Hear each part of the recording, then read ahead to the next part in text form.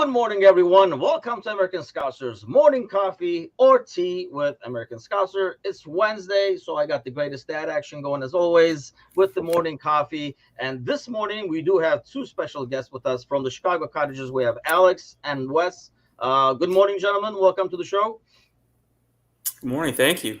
Glad to be here. Good morning. I'll let Thanks you for guys having kind of us. like introduce yourselves first. Alan is with us as always this morning. Good morning, Alan. And then we'll get you I'll let you guys kind of like introduce yourselves first. We're all Chicago people here, so that's cool. Yeah. First thing in the morning in a freaking humid ass Chicago. But it's rough out there. So Alex, we'll start with you. If you want to introduce yourself, mainly I guess how you ended up becoming a Fulham fan. Yeah, so good to see everyone. My name's Alex, here in Chicago. I became a Fulham fan relatively recently, so it was 2019 and was looking for a club to support. I knew I wanted to get into the Premier League, all my friends had, so I knew I didn't want to, no offense to everyone here, but knew I didn't want to pick a top club. I think, look, I'm a USC graduate student, so I'm used to supporting a front runner. I'm used to supporting a really successful team, and I was like, I don't need any more of that stress. I don't need any more of like hoping I win everything and devastated when I lose. Let me pick a club who has ambition and is punching above. So I don't know, Fulham kind of settled in. The American connection obviously helps with Dempsey and the whole crew, Tim Ream and Jedi now. So that obviously helped. And then the first season I was supporting was the promotion season and was at 1920, and it was magical. So 3-4 years later, here I am. And not only that, okay, you wanted to get into the Premier League, but you picked the championship team? Okay, and that was another thing. I was sitting there going, okay, why don't I pick a team on the upswing here so then I can say, I really started when Fulham were in the championship, and I stuck around, and here I am, right? And it's worked out. It's a fun family club. People say that, but it's true. And I think the vibe of a lot of the podcasts that are out there now for Fulham are amazing. So it's been a fun ride. Gotcha. Trying to be an OG over there in the bar. Trying to be. Like, I was here before we were in the Premier League. Okay. How about you, Wes? Yeah, so I've always been a huge soccer fan, football fan. I don't know what we're calling it on this podcast here. But yeah, so growing up always played all my life and always followed the Premier League, but never really had a team because I could never, get that connection to I couldn't just pick a random team and really start rooting for them and really feel that connection. And so what happened was Tim Ream is actually a close family friend of ours. He grew up with my brother and my dad coached him in basketball growing up. And so I kind of always followed his journey through New York Red Bulls on to Bolton. I saw him play out in Bolton, went to a game there and was kind of a quasi Bolton fan for a while, which was a little rough.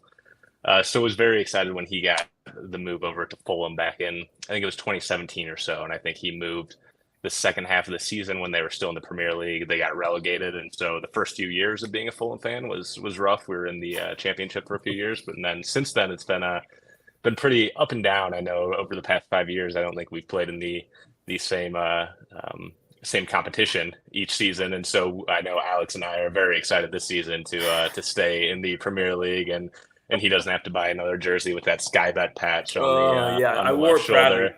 proudly today. Yeah, so that's kind of how I became a fan, and yeah, since then it's been good. I was actually got to go visit the cottage just a few weeks ago. Went to the Fulham Leeds game, and it's been good being in Chicago, finding Alex, and we've got a little contingent of Fulham fans that we get together and watch the games for. So. Yeah, that's really cool. It. I mean, I always find these stories a lot more interesting because, like buddy of mine who is very anti-sports. I mean, he's like a high school friend of mine. So you got to figure we've been friends for a long time, knowing my age. And he's never been a sports guy and definitely never been a soccer guy, and which is a rarity in Turkey. Really, he's a specimen.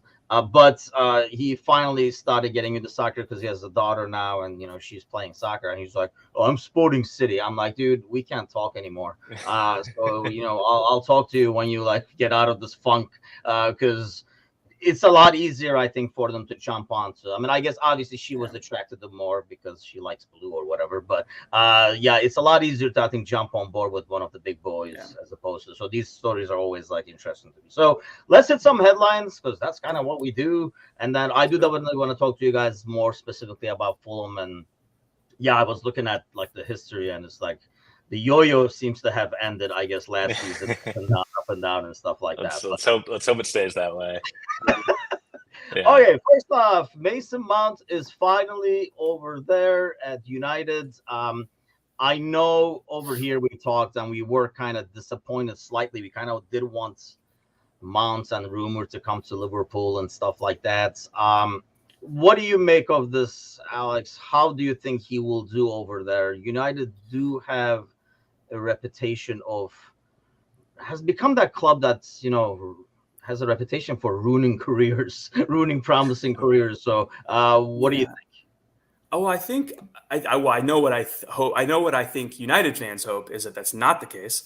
I saw some takes on it where some folks might think that Ten Hag will allow Mason Mount to run a little bit more and be a little bit more proactive and a little bit more progressive than maybe Chelsea had allowed him to be. I don't know if that's the case. I don't follow. I tried not to follow Chelsea too much last year, which was, as a Fulham fan knows, that's kind of how we do things. But no, I think it's good for Mason. I think he's put out a lot of statements about that. He seems very positive about the move and excited to be gone, which again, love to see a player love to leave Chelsea.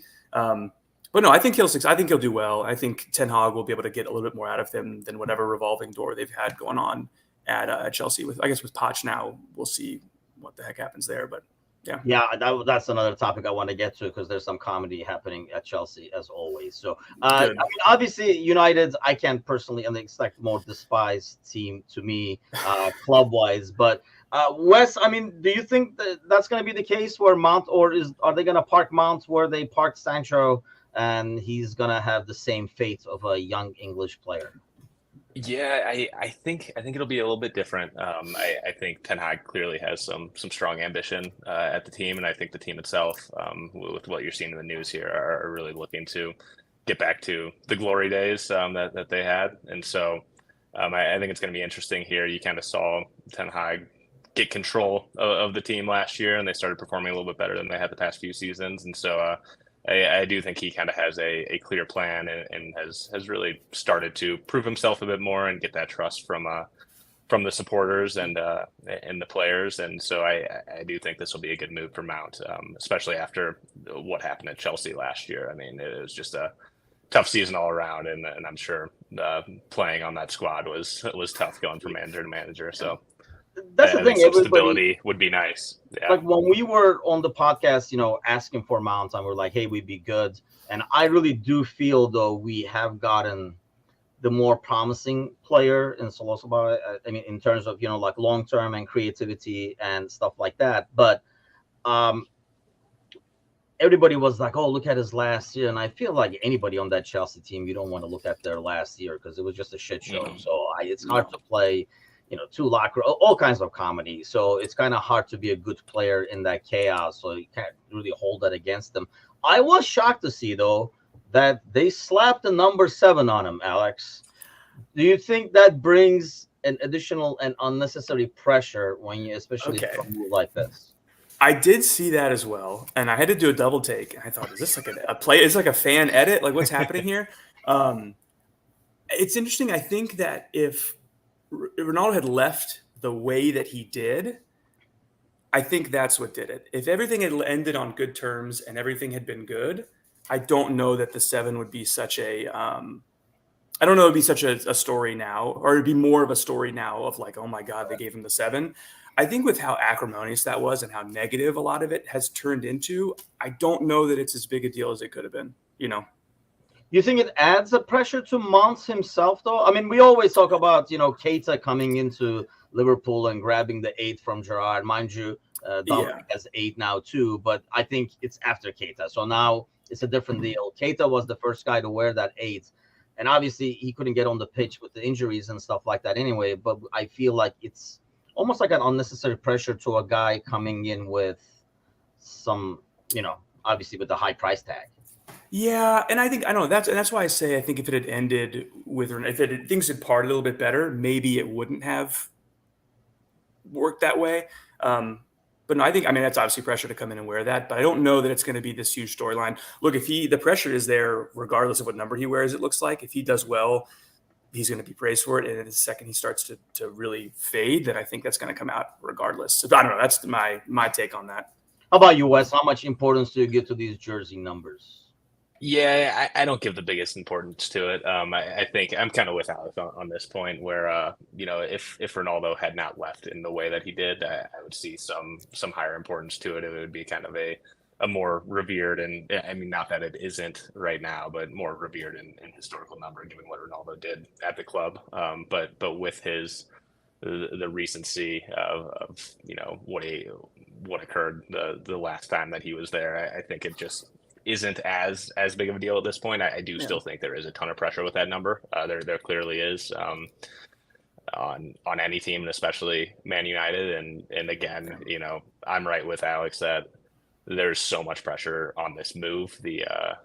Was it 55 million pounds coming into United? And I mean, any move that big, there's going to be a ton of pressure going to a top six team like that, where you're expected to perform week in, week out. You're expected to win titles. And so I think the pressure's there, regardless of the number that he's going to be wearing. Yeah, to be fair, I mean, 19 is Varane, I think. And that's why he couldn't go there with the 19, which is his original number. So I kind of get that.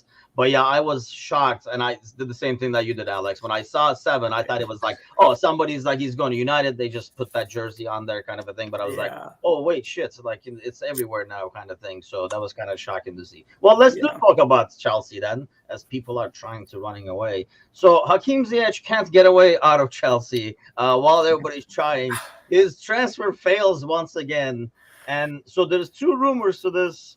One of them is he failed the physical, and he kind of like posted something like mocking. He's like, let me guess, it's the knee or something like that. I saw that. But another rumor is the fact that, he did not like the wages and stuff like that. I mean, Wes, let's start with you on this one. It's hard for anybody to not like the wages given away in the Saudi league right now. But I don't know if he's comparing it to how come Conte is getting this much or something like that, or is he really hurt? Yeah, I'm going to be honest. I might pass this one off to Alex here. I have not followed this story, the storyline too much. So I'll let Alex speak on this. How about you, Alex? I mentioned that you were like, oh, yeah, I heard about that. I saw the Instagram story. He's on like a practice pitch with his legs out, and it said something about his knees again. I'm like, yeah, he said, let me guess, it's the knees or something like that. Yeah. So look, with the money that Saudi are splashing right now, if he was fully healthy, I don't know why they wouldn't splash. They're giving money to everybody, so there's no reason why they would pull out of a deal. And again, like you said, good point about the wages. I don't know that wages have ever been a problem, at least in this iteration of the Saudi league. I don't know that wages have ever been or will ever be a problem right now. So, that's a weird one. I saw that. That's a weird one. Any dangers like you guys feel as like Fulham fans? I mean, the first name that came to my mind when I thought of this question was Willian.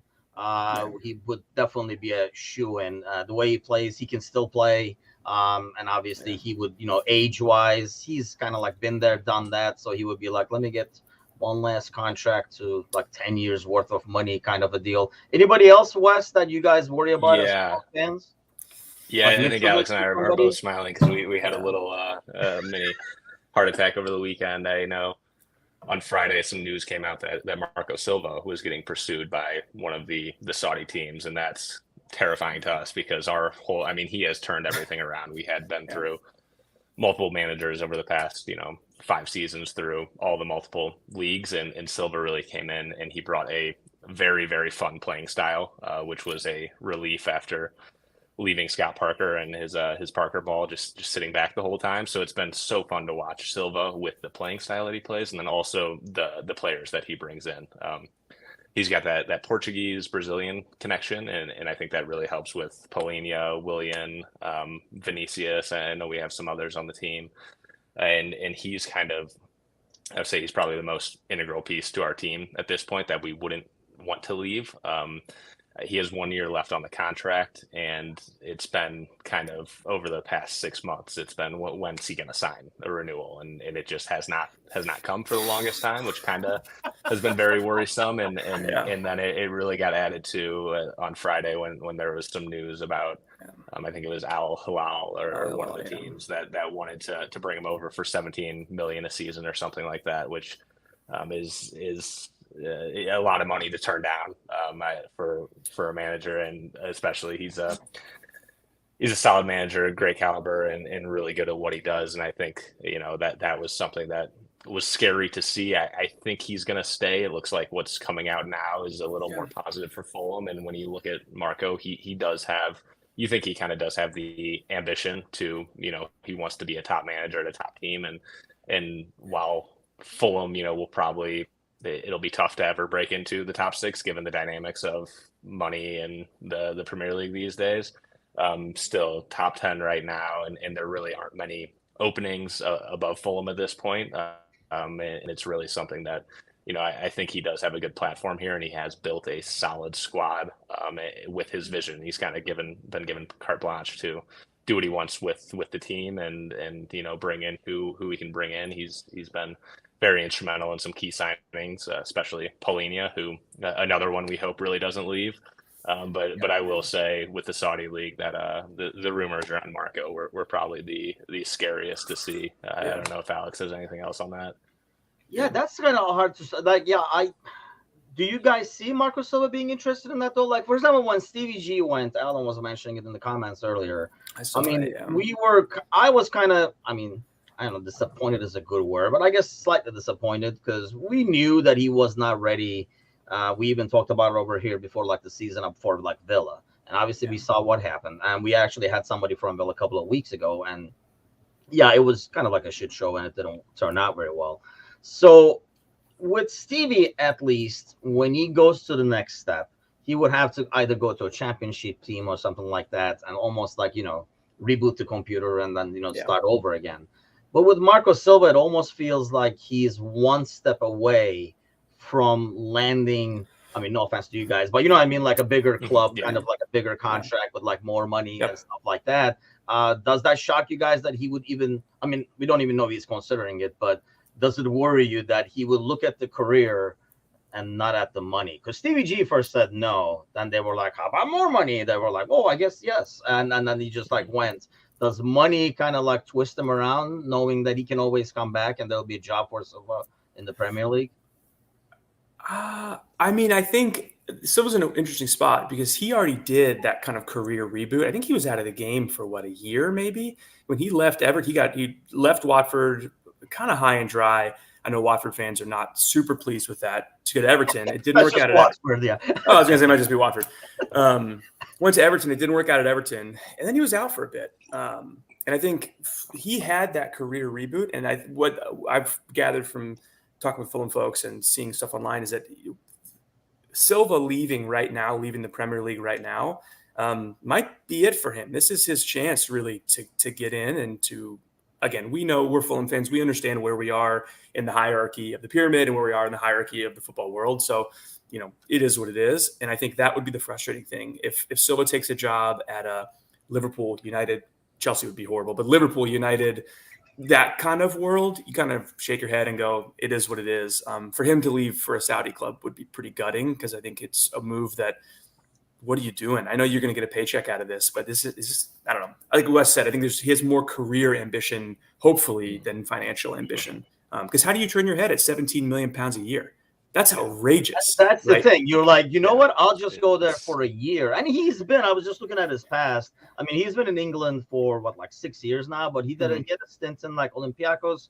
Yeah. And it's a different animal, going over there. I mean, I know. I'm like a Fenerbahce fan. Obviously, this dude right there. Yeah. My grandfather is like one of their all-time best players, and the family were like Fenerbahce fans. And yeah, when you come to a Turkish league, when you come to a Greek league, especially when you go to a big club, it's a whole different ball game than what he's dealt with like at Hull City and Everton and Fulham and stuff like that.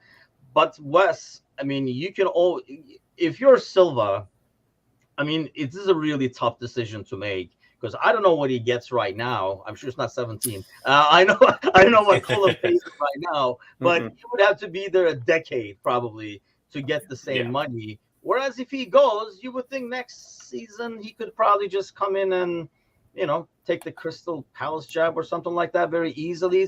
I mean, we had a record number of manager changes in the Premier League last season. I don't know what it ended up with, but it was in the 20s. So you would think, as Silva, wouldn't you look at that? If it was you, let's say, what would you do? Well, I think it's just tough at this point because this is truly kind of unprecedented with what the Saudis are doing with their league and the money that they're splashing around. So there's really, I don't think there's many comparisons. I know the Chinese Super League back in 2016 or something started taking some big players that I haven't really heard of since. But when you look at the Saudi league, it's the question of, he's going over there. What's he truly committing to? Is he going to be able to get a job right back in the Premier League if he wants to, stay there for a year? And then come back? Is that door still going to be open to come back to the Premier League?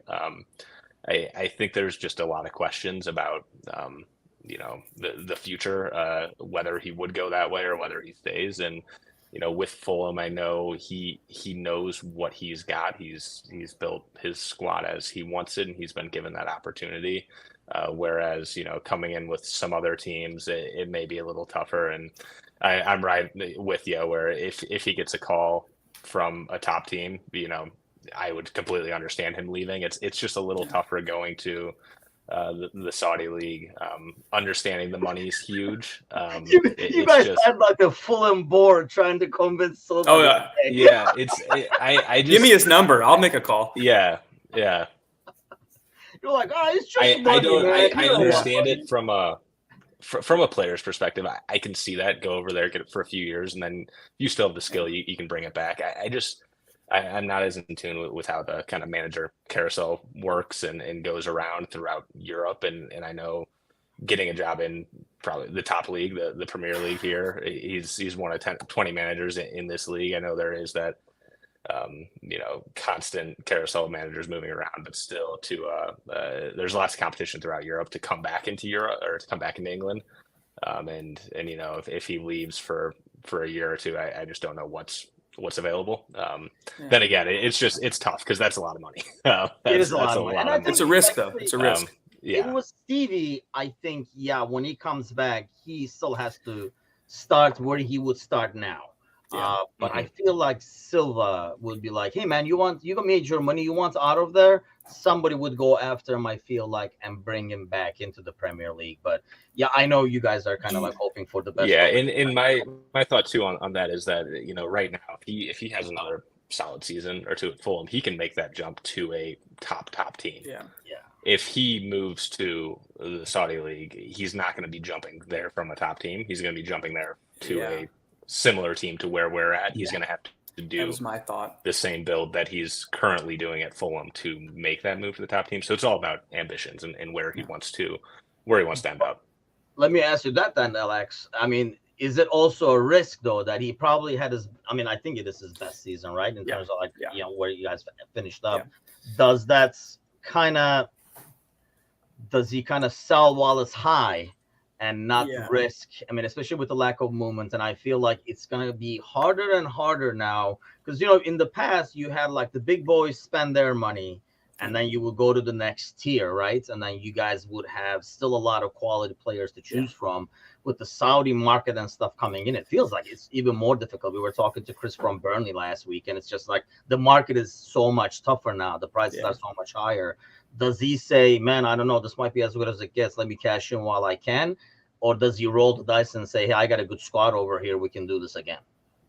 I mean, I know what you guys hope, but. Yeah. So I think one of the rumors and reasons I've seen that he hasn't. Oh, we lost Alex. Oh, no. Oh, there I am. There he goes. I was like, I kept talking. I'm like, I'm making a great point here. No one's reacting. I think I've heard one of the. We're like, we lost him. No, I've heard one of the reasons that he hasn't. One of the rumors, the reasons he hasn't signed the extension yet or hasn't signed a new deal is he's really waiting to see what the investment level and what the ambition level of ownership is going to be. Shad Khan, Fulham's owner, has shown that he's willing to spend. I think it was a 2018-19 when they came up. Or 2017-18, 18-19, I think. They splashed over 100 million pounds. So he's willing to spend the cash. Now, they didn't spend it very well, and Fulham are just now getting out from under the FFP rock that was. But that's, I think, going to be the key of if he stays or goes. You're right. His stock is high right now. And if the Fulham board and Tony Khan and Shad Khan say, we're fully behind you. Here's a big budget. Go out and get who you need. Yeah, I think he'll sign it, and I think he could build for another year or two. If he gets inclinations that no, we're going to zip the purse up and we're done, do with what you have, a Sean Dyche at Burnley style, I think he might jump. He might say, look, it might be worth going and making 20 million somewhere else.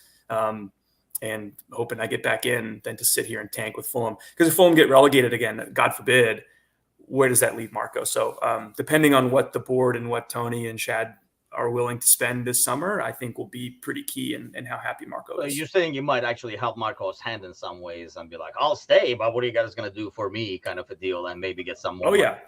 I mean, that was a big, when Scott Parker was here, that was a big thing, is Scott Parker was very vocal about spending and about who he can bring in and about cooperation with the board. And it was a pretty, I don't want to say public, but a feud between Scott Parker and Tony Khan, the director of football. So we're hoping that does not develop with Marco Silva. Obviously, it doesn't seem like it is. And yes, Ryan, I absolutely agree with that. I'm going to tweet Fabrizio Romano right now and say, you have it on good authority, Marco Silva to Chicago Fire, salary paid in hot dogs. Yeah, why take the Saudi job when Chicago Fire can offer a lifetime supply of Chicago dogs? All the mustard you could ask for.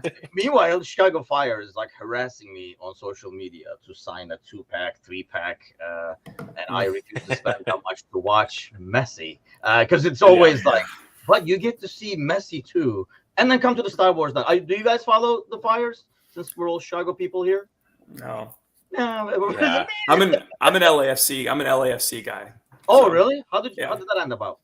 I lived in LA for a couple of years, and they announced the team was there or was going to come when I was still in LA. So vamos LAFC.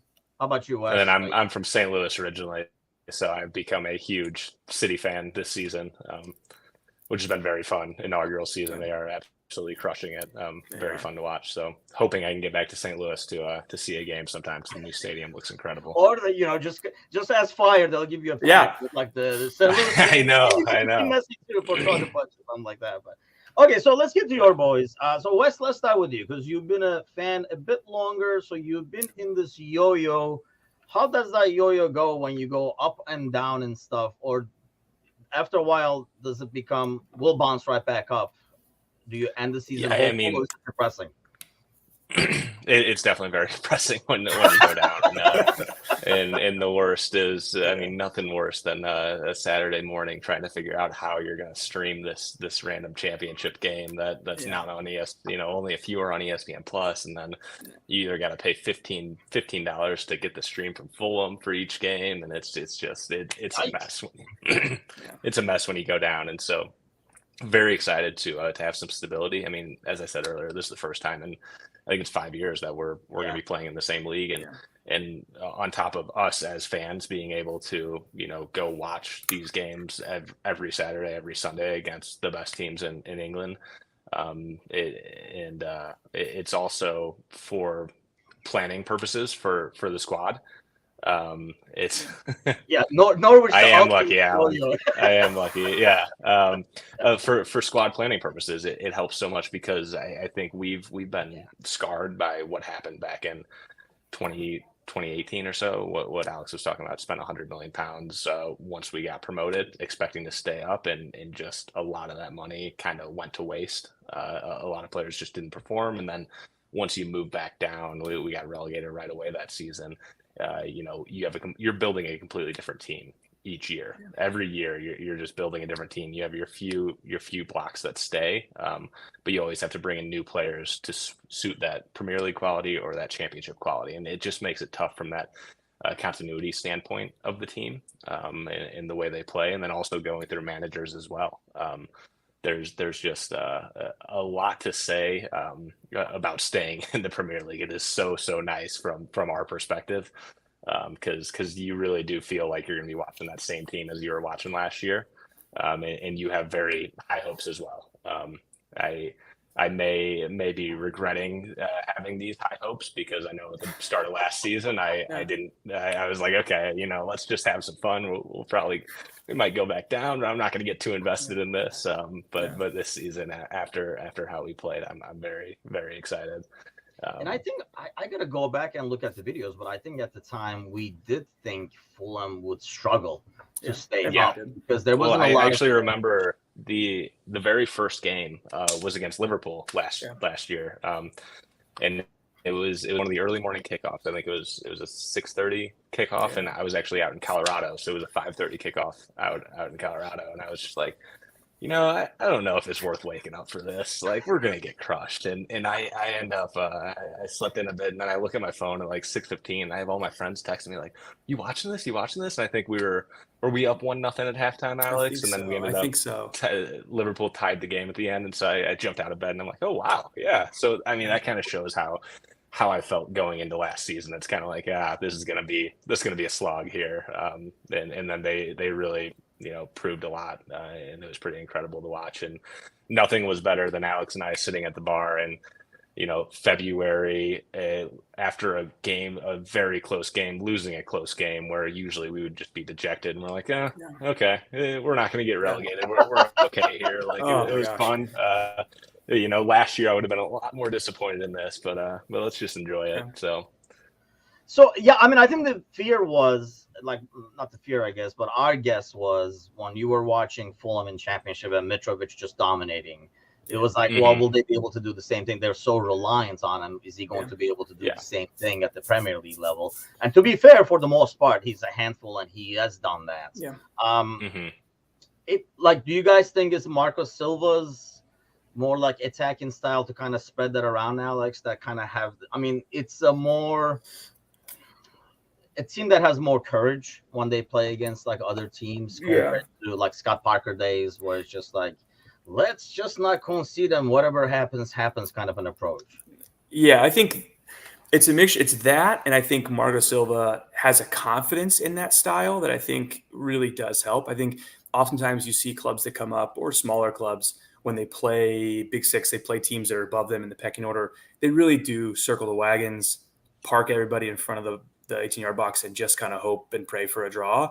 And that's how you go down when you do that. So Marco Silva, from the beginning, we saw it against Liverpool, from the beginning said, we're going to play the 4-2-3-1 that I'm going to put everybody in, and we're going to get after it, and we're going to see what happens. And there are times when it doesn't work. It doesn't come off against City.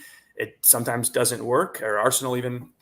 But it's better in the long run over the course of a season. It is better to lose some of those games against the top 6 teams and yet come out firing every week. One, it shows the players that you're into it. Scott Parker lost the locker room towards the end of the relegation campaign a couple of years ago, because they just slogged out every single match and it wasn't inspired. It was bad. I think players would rather it was bad. I mean, it was not fun to watch. They weren't winning. It was tough. Marco Silva's belief in that system of we're going to play from the back. We're going to bring it up to Mitchell. Mitchell will come a little bit deeper and hold up. It works. And even against the Big Six teams, you're not going to get a result every time, but it's better to go down swinging like that than to come out sheltered and hope for the best.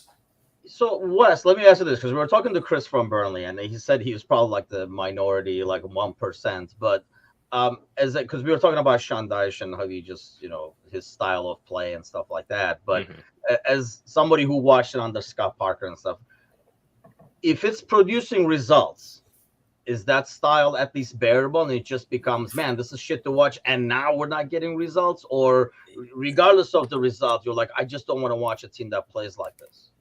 Yeah, I mean, it's tough. If it's producing results, you're going to give it a pass and kind of. So you will give it a pass if it's giving results? Like you'll be like, would give it a pass. We're winning. But the toughest part, it's never fun to watch. It was never fun to watch. There was nothing worse than being up 1-0 in a game in the 70th minute, and then Parker would just bring everybody back. You'd have 10 people, back behind the ball, and you just suffer an onslaught for 20-25 minutes, just cross after cross after cross, just hoping, just hoping that they wouldn't go in, and then eventually, there would be a goal. It's 1-1. It's like, oh shit, why were we doing that the whole time? Especially the better teams. The better teams are always going to score that goal against. They're always going to get that goal, and you're not. And when you give them that, you give them that much time to do it, even though you have everybody back. I mean, they're gonna put something in, and that happened time and time again under Parker, where we'd get the lead and then we'd just drop back and we'd be a completely different team. And so I think that was one of the nicest things to see when Marco came in, is that we'd get the lead and then we'd keep attacking, foot on the gas. If we give up a goal to tie it off a counterattack, I would much rather have that than be sitting back just waiting for the inevitable to happen. because the stress and anxiety of those last 20 minutes when you're hoping to pull out a win and you just watch all these balls coming into the box, it's not fun. It is not fun. Yeah. Yeah, I mean, I stress out even when we don't park the bus, like those last 2-3 minutes. I can imagine that for like 25 minutes straight of just like, because, you get the feeling like this is not going to happen. Like, you watch a game and you can already tell, like, this is not, it's coming. Like, the goal is screaming that it's coming. And when you do that for 20-25 minutes, I can always watch. Ryan is hooked on hot dogs today. I know it was yesterday. Which is the most disgusting event of all time, and I really big hot dog guy. The hot dog contest. I don't watch it, but it's always somehow on ESPN. Somehow it's a sport. And it was rained out. It was rained out yesterday or something. Did I hear that right? I saw better because it gets softer. They dip it in water anyway. They did it, but I heard that I saw a picture of Joey Chestnut walking back out like a champion, where apparently he went to everybody and was like, "All right, guys, get together. We're doing this." I was like, did it get rained out? I don't know. I know. It's like, it's not 4th of July without Joey Chestnut housing 70 hot dogs. So if aliens are really watching us, they must be like, what the fuck is happening? Disgusting. There? Like, these guys are trying to shove 800 hot dogs, 10 of them, and there are people starving on the other side. This eating contest is just like, exactly. It just makes the bun softer. So I thought they would be like, sweet. We don't even waste time dipping it in water this time, but yikes. Okay, so let's get to some Liverpool Fulham stuff. Carvalho, because wanted to ask you guys about that, obviously. What do you guys make of what happened to him at Liverpool? Were you guys shocked that he couldn't perform at Liverpool the way he did for you guys? I think it's tough because I think a lot of Fulham fans saw it coming, and it's not just hindsight. It's more of good for him. We want him to get paid. We love Fabio. He was so good at that championship promotion season. But a lot of fans were screaming, spend one more year with Marco Silva, with Fulham in the Prem, spend that year getting better, and then you'll have a humongous move. Not that he wasn't ready, because it is what it is, but I think a lot of Fulham fans were not super shocked at how this played out. I'm disappointed for sure. I would have loved to see him kick on, and like Harvey Elliott seemingly has. I would love to have seen that, but it just didn't come off for him. And a lot of Fulham fans, I think, would say, really? They're worried about that. Do you agree, Wes? Is that because of his size, his style, or what is it? Yeah, kind of the same way. I mean, I think the way that we view top teams, like you guys, the best player on our team, may not be able to kick it week in, week out with a top team, and Fabio, especially with his youth and whatnot, you gotta be really strong mentally to go to a top team, where when you come from Fulham and he's playing every single week, he was a centerpiece of our team. He was scoring goals and whatnot. When you go to a top team, you might be a bench player coming in, just for 20 minutes a game or something like that. And I think that was tough for him. And I think that's where, selfishly as Fulham fans, of course, we wanted him to stay. And do think it would have helped his development, but at the same time, it's tough to fault him for leaving for the chance to win a title, the chance to play European football. Really tough to fault him, because that's just such a awesome experience to move to a team like Liverpool. At the same time, though, I think you need to take a step back and understand where you'd fit in with the squad. You're a team full of stars. It's tough to break in. Fulham, he would have a starting position every week. And I think that's where, being kind of the pessimistic Fulham fans we are, which, the past yo-yoing has made us, it did make it tough to see him leave. We were rooting for him, of course, but I'm not shocked at what happened, just given the step up in the intensity to make the squad, and then also just getting consistent minutes as a player like that. Yeah, it's a tough decision for a kid too, because it's all about, it's easy for us to say, and I'm sure you guys are like Fulham fans are like, just stay one more year. I mean, I have the same thing, like Arda Güler, who's supposedly going to Real Madrid now, but Barcelona's after him and stuff like that. And like as a Fenerbahce fan, it's like, dude, stay one more year, get stronger, bigger, blah blah. But it's all about timing, and one injury away from you might never get that again and stuff. And to be fair to Carvalho, I mean, I don't think he fit when we signed him along with Nunez and stuff when he was coming in. we kind of all expected some kind of a formation change, maybe like a 4-2-3-1 or something like that, where Carvalho would fit in, as well as Nunez would fit in. That never happened, and I think he was too small and not strong enough for our midfield. And then he played wing, and again, not fast enough and too small, I think, to be a winger too. So he never kicked in unless we do.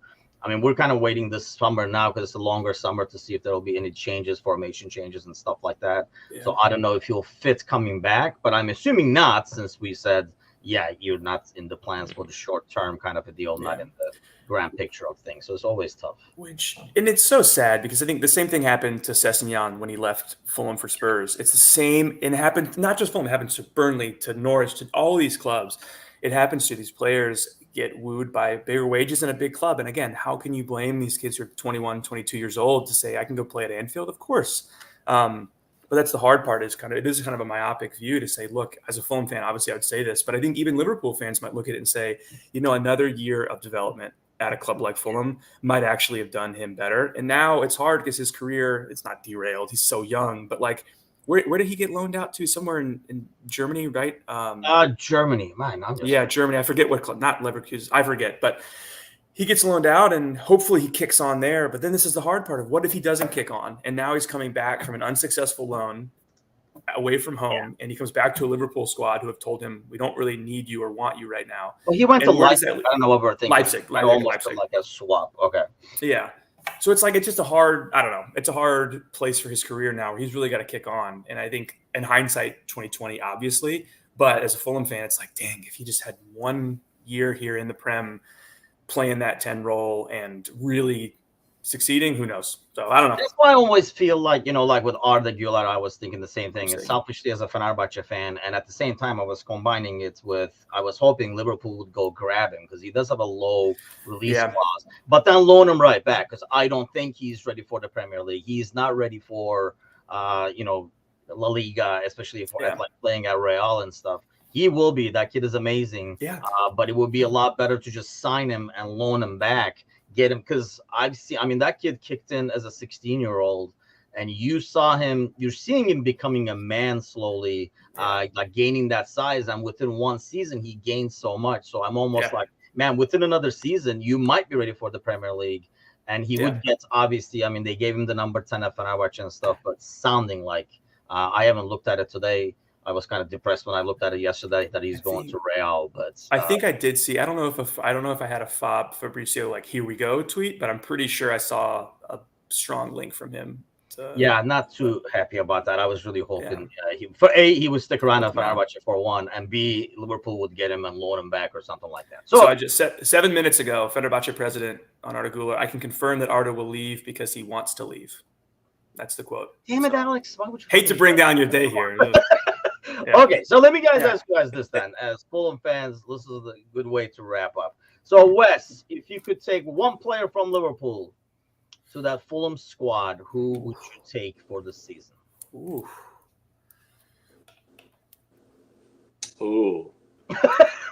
That's tough. That is tough. I'm gonna defer to Alex on this one. Wes keeps pressing the pass button. I know. I hate to say it. I'm not as familiar with. Alan is giving you guys Nate if I pulled up the list, I'm sure I could pick out Nate Phillips. I would love a good winger to replace Willian or Solomon.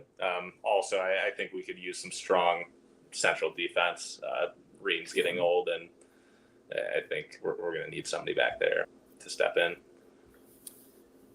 Yeah, I was thinking this. I was thinking a similar thing. I think it depends on who comes in or out. I think there are links of Jedi Robinson leaving. I think Fulham has slapped a pretty big price tag on him. So as kind of like, if someone's willing to pay, I think 35 million pounds is what I've heard. So if someone's willing to pay that, then they can have him. If he leaves, maybe someone like Andy Robertson come and play back there, Murad up and down the wing. Not the same speed as Jedi, but I'll take it. And then, with Tim being kind of a little bit older, coming off an arm injury, he's one lower leg injury away from maybe not being able to play at the Premier League level. So, I mean, you can give me Van Dijk, you can give me Konate. I mean, anybody really in the back line there. He's like, I'll take anyone. Anybody. Yeah. Wingers, I think you can find a winger somewhere. I'm not worried about playing up top. You can find the Italy and Spain. You can find somebody to come in. But yeah, give me Virgil van Dijk, a back line of Ream and Van Dijk, please. Even Johnny Haynes would have got in this sport. Johnny Haynes. Hey, I will not take any Johnny Haynes slander this morning. So here's another question that we asked other fans: is one player that really gets on your nerves from the Liverpool squad right now that you're like, man, I can't, like, my version of like Neymar, Richarlison, guys I will love to choke category. Who do you put there, Alex, from this Liverpool squad? Oy. When you watch a game, it makes you cringe every time he's on TV. Darwin Nunez is the player that it just bothers me. Why? He doesn't even play that much for me. I know. Part of it is because he scored the tying goal against Fulham in the opener, and I remember thinking in that moment, because he came on, when he came on, he changed the game in that match, and so I remember thinking he's going to be a handful all year, and he really wasn't. Yeah, when he's on the pitch, something about him. I think also the way for Liverpool fans, I'm sure you might say the same thing. The player who annoys you most is Darwin Nunez, because sometimes when he can turn a gilt-edged chance into the 19th row at Anfield, it's a little wild to see how that happens. Yeah, Nunez would be the one that he just bothers me. Really? Okay. How about you? Yeah, he just bothers me. Honestly, I was thinking the same thing. I'm right with that. Wow, really? That's shocking. Yeah. I mean, everybody else. I mean, if you give me a Chelsea, Man City, Man United, there are numbers of players that I could name, but I really don't have any bad feelings towards a lot of the Liverpool squad. I think a lot of them are, I'm a fan of most of the team. I will also add a second. If I see Mo Salah go down under a little gust of wind again anywhere near the box, I'm going to lose my mind. So I will say that. Does not get calls. If Mo Salah was Kane, he would probably earn another 100 fouls a year. And I will say that's the similar thing happens with Mitrovic. Mitrovic has to quote unquote dive very often because he's enormous and never gets a call. And so to get that, he's got to go down. And that's just the sad state of where we are. I think so. It's almost like you don't want your guy to take the dive and be a Bruno Fernandes. But at the same time, sometimes it's like, dude, just get the call, because otherwise you're not going to get the call. It's almost like the more you fight, and try to act strong, the less calls you get, which Mitrovic is probably like a good example of that. Yeah. So let's end with some predictions. Cool. Wes, we'll start with you. How do you predict the season for Fulham and for Liverpool this year? Yeah, I think it really depends. Yeah, I know it's hard especially for you guys with no movements right now, but there's a lot of holes in the squad, and understanding kind of where we're going to be building on. It is going to be interesting, but I mean, I would be really happy with a top 15 finish. That's not the most ambitious after this season, but anywhere to keep us out of anywhere near the relegation zone would be fantastic. It was an awesome season last season, because that was the first time that we really didn't have any fears of relegation for a long time. And so, if we can comfortably finish within, that 12, 13 position, I think that would be fantastic. We'll see though how, what happens this summer. If we lose Marco, I won't have much faith that we'll be able to do that. If we lose some of our key players, Paulinho, Mitrovic, or anything like that, I think that'll be tough as well. But that's where I would want to end up. Liverpool, I mean, I think they have what it takes to definitely, be competing for that Champions League spot and then potentially going for a title.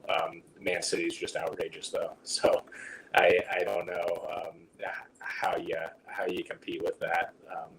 It's crazy how good they are, and the squad depth that they have. So I think that's going to be tough for any team over the next few years. It's hard to compete with cheating, yes. Alex. Yeah, it is. We'll leave that where it is, but I do not disagree. That's crazy. How about you, Alex? Give us a prediction for both teams. Yeah, I'll start with Liverpool. I think Liverpool will. They had a little bit, and they had a little bit of a weird year this year. Where there are times I think they were bottomed out at 9th or 10th, but beyond the first few games, they bottomed out, and it was looking like Europe was a dream. And then they really came on strong, and so finished outside of the Champions League. But I think they will be comfortably in the Champions League. You'll be comfortably in the Champions League next year. I think we'll be pushing City all the way. Who knows if anybody at this point can catch what City and Pep have built. But I think Liverpool will be right back up there and kind of bounce back from a little bit of a weird year. And again, a weird year is finishing 5th in the Europa League. What a tough time it must be to be a Liverpool fan.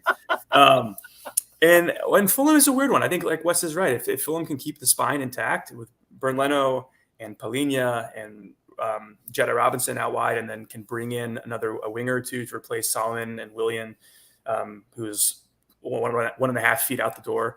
I think Fulham could really kick on, and I don't think a top 10 finish is out of the question. I think if any or all of them leave, it becomes a relegation scrap again. So with a couple key additions in the midfield and out wide, there's no reason why Fulham can't kick on and finish top 10 again, and maybe even push for that Conference League spot in 7th. So.